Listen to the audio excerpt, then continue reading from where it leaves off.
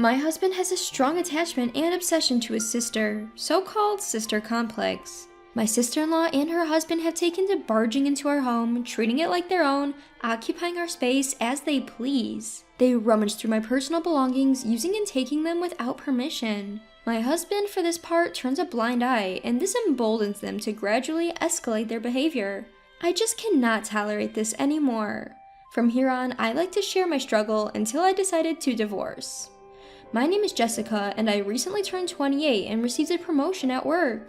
It may seem early for some, but I feel that my efforts have paid off, and I'm pretty satisfied. In my personal life, I'm a newlywed and was enjoying blissful everyday life with my recent married husband, Tom. I was recognized at work and was able to marry the man I love, so my life was somewhat satisfactory. One day, I was assigned to go on a business trip. As it was my first time, I was a little apprehensive, but I was also excited since it was an opportunity brought about by my promotion. After the promotion, I had been given more business trips, often day trips, probably in consideration of my newlywed status. But this time, I was assigned to go on a 3-day business trip. I communicated this to my husband. "Oh, that's harsh on a newlywed, huh? Well, I'll call Sarah over," he said. Sarah is Tom's younger sister. She is married, but Tom still dotes on her in a way that's somewhat creepy. What do you mean? Why is Sarah coming over? I asked. "Well, it would be tough for me alone, and Sarah's good at house chores. I thought if she helps out, we can manage while you're gone. So go on your business trip without worrying. Oh, and don't forget to bring back souvenirs." No, you should be able to do some house chores too, I thought, but couldn't say it. Personally, I wanted to avoid having Sarah over at our house. She's a person without common sense who would come over frequently even after getting married and behave as if our home were her own. And she would suddenly appear without informing me, which would put me in a bind. However, it seems she's been communicating with Tom often. One day, Sarah and her husband showed up at our place unannounced. I was hoping at least Sarah's husband would be a sensible person, but my wish was not granted. Sarah's husband also lacks common sense, and both of them were incredibly selfish. "Hey there, are you preparing dinner? I'm starving. Make sure to prepare my share too," he said. What's more complicated is, Tom seems to dislike Sarah's husband. Apparently, he harbors some animosity towards him for marrying his beloved sister. Also, Sarah's husband seems to have a gambling problem, spending his weekdays after work and weekends from morning at the local casinos. "What the hell, you're here too. I didn't invite you." "You're a bit cold to me, huh? Well, I don't care. I'm just here to eat for free," he responded in front of me. They think only about themselves. My husband keeps grinning at Sarah, which I find absolutely crazy. Moreover, it seems Tom lets Sarah into our house even when I'm not around. As soon as I come home, she'd be relaxing like it's her own home and say, "Hey Jessica, I'm hungry," as if it's a habit. Despite noticing my frustration, my sister-in-law Sarah often takes and uses my belongings without my permission. She uses my cosmetics freely, and when they run out, she says, "Hey sis, this one's all gone. Buy me a new one, will ya?" Who do you think you are, using my stuff and asking me to buy more? I can't possibly say. My husband, Tom, doesn't understand my complaint, saying, "She's just happy to have a sister now and wants to share things with you. Aren't you happy to have a sister too?" It's baffling, and he won't take my concerns seriously. With Sarah planning to come over while I'm on a business trip, who knows what she'll get up to? I've gotta find a way to stop this. I say, "Sarah, you're also married and must have housework to do. Could you manage without being here for 3 days? I'll prepare meals for those days." But Tom responds, No, she's happy to come. Her husband is always out gambling. She's lonely. Are you jealous or something? We're very close siblings. We help each other in times of need. Just go on your business trip and don't worry." Inside, I'm screaming, "I'm not jealous, I just don't want Sarah in my house." But all I can say out loud is that so? Without another word, I go on my business trip. What will happen to my belongings? I'm afraid this house will be taken over. Returning home after my 3-day business trip filled with anxiety, I find Sarah lounging around. Despite promising to take care of the house, it's in disaster and daily necessities aren't replenished. "Welcome back, thanks for your help with everything. You can go home now," I say, trying to be polite but firm. Sarah says, "What? I'm staying over. We're having my favorite for dinner tonight." "What? What do you mean?" I ask. Sarah and I decided to order sushi tonight." "What?" I was flabbergasted at my husband, who seemed so happy as he told me this. We always decide what to eat together on the day I return from business trips. Then I realized Tom hasn't contacted me at all during this trip. I tried to talk to Tom about this privately. Hey, I just got back from my business trip and I'm really tired. I want to relax without having to consider anyone else. You understand, right? But he just brushes me off. It's fine, right? You two are like sisters. I feel a surge of annoyance at his nonchalant response. Apparently, Sarah had been staying over for the entire 3 days while I was away. Despite this, the house is not cleaned and I wonder what she was doing all this time. In addition, when I go into my room, as expected, some of my cosmetics and even some accessories have gone missing. The expensive new toner I recently purchased, my absolute favorite, seems to be running out way too quickly considering I've been using it sparingly due to its high cost. Also, I noticed some of my accessories were missing. Angrily, I ask Sarah, "Sarah, did you use my stuff?" To which she casually replies, "Sorry, it was just perfect on me, so I used it, but I'm going to give it back, so don't worry." As sister-in-law responded randomly, I really got angry at her. But seeing that Sarah isn't going to engage, I decided to discuss this with Tom again. Come on, enough already. She's just borrowing, it's fine. You're too narrow-minded. Why can't you trust my sister? Nothing I say seems to make a difference. Exhausted, I couldn't accept this, but I fell asleep anyway. 3 weeks later, I get another business trip offer, and it's for a week this time. When I reported to my husband Tom, he was surprised. A week? That's quite a long time. Well, I'll ask my sister to take care of the house again, so don't worry and go. I actually wanted to talk about that. I don't want you to invite Sarah to our house anymore. Hearing this, Tom got angry. Why not? She's our family. The last time you said you asked Sarah for help with housework, but nothing was tidied up when I got back. Struck by this, Tom averted his eyes without a word. I think you know this too. Sarah always takes my personal items without permission. She says she's borrowing them but never returns them. At this point, Tom seemed to concede. Alright, but I'd be in trouble if there's no one to do the laundry for a week, so I'll just have her come over for 1 day and send her home without letting her stay. Is that okay? Well, why don't you do the laundry? I've never done it before. I have no idea how to do it. I'll teach you that much. No, I'll just have her come for 1 day. Tom stubbornly refused to do housework. Or maybe he just wanted to invite his sister. Tired of this, I finally said, "Alright, do as you please. But make sure she doesn't stay over." I stressed this point to Tom, but I didn't trust him at all. Sure enough, when I got home a week later, Sarah was there. She was lounging on her living room sofa as if it were her own, with no signs of having done any housework. Hey, what's all this about? Well, there were more chores than I expected. I asked Sarah to stay over yesterday and today because it was too much for her. I thought to myself I knew it. What do you mean? You promised it would be just 1 day. Hey, don't be so scared. She's your sister-in-law. Besides, you're the one who leaves the house for business trips. You should be grateful she's helping out. What? You understand what business trips mean, right? It's not like I'm going out to have fun. You always make up excuses like that.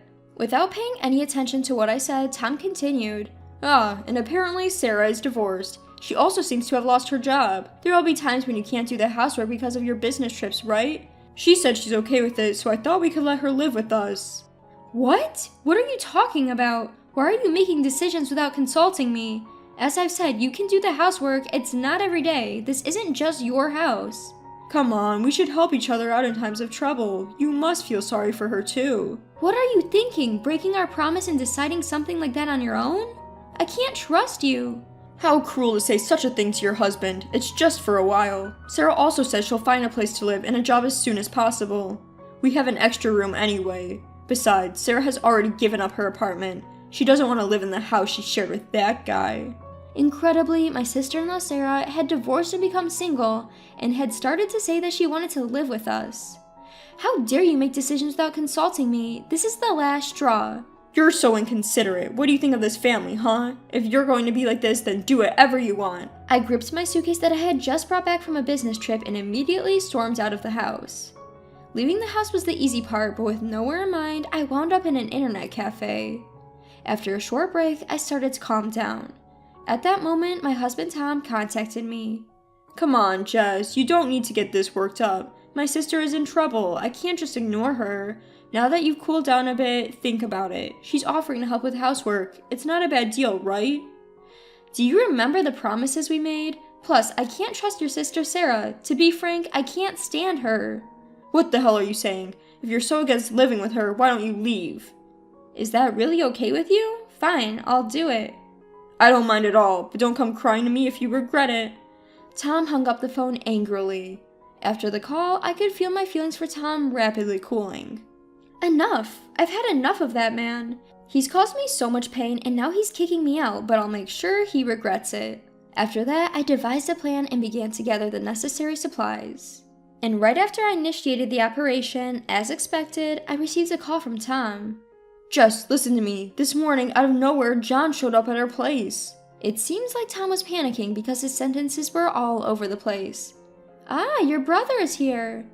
John, my brother who is great at house chores, was deliberately invited by me to come to the house. I also talked to Tom's parents and had Sarah sent back to their place. Since Sarah has gone back to her parents' house, now it's just Tom and my brother in the house. Tom was flustered and said, "This is so weird. Why did you call him over without my permission?" I thought it might be tough without me, so I called him. John is good at housework, so I thought it might be helpful for you, Tom. It's difficult for me when someone suddenly comes over and starts doing chores. I have to be on my best behavior in my own house. Why? Sarah was doing the exact same thing to me. At least you could have told me beforehand. You would have refused if I did. Plus, I was never told beforehand when Sarah was coming over. Tom fell silent, looking guilty. How selfish can you be, expecting everything to be fine for you and not for me when I do the same? Having experienced the same thing he'd been doing to me, he seemed to finally realize his mistake and couldn't respond.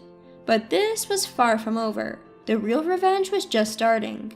So that's the situation. You can ask John about the housework stuff. Bye! I hung up the phone before Tom could respond. He kept calling persistently, but I ignored all his calls.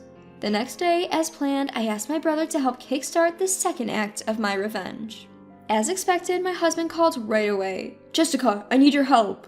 His voice was on the brink of tears as he pleaded with me. What's wrong? Did something happen? I asked with faux innocence. Wrong? Everything's wrong. Your brother's using my stuff without asking. From my suits to my bags, even the new accessories I just bought. I haven't even used them yet. Well, you said it was okay for your sister to do the same, didn't you? Remember when I complained? You said, "She's your sister, lend it to her." Don't be so stingy. Really, your selfishness is astonishing. He fell silent, unable to argue back. I've also reported this to your parents. I bet your sister is getting an earful from them right now. Well, she got what she deserved. The only consolation was that my in-laws were reasonable. You dragged my parents into this. How dare you? Well, you're the one who wouldn't listen to me.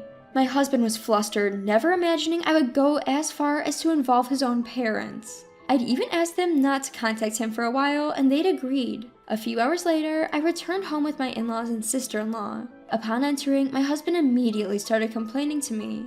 You're finally back. It's been tough because of you. Instead of showing remorse, he directed his anger at me.